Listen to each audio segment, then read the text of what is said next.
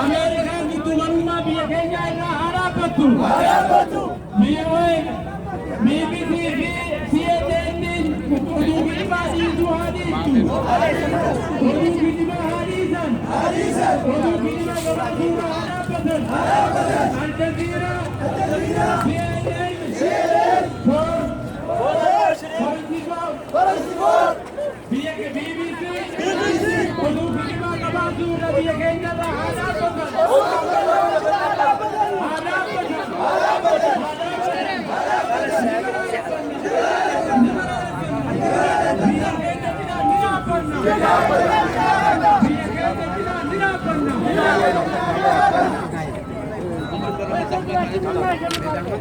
ركعت العلم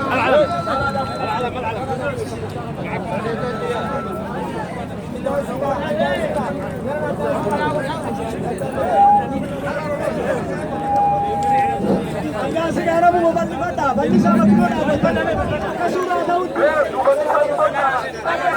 Balik kota Ramuju, Wanda Gaya, balik dua balik kota.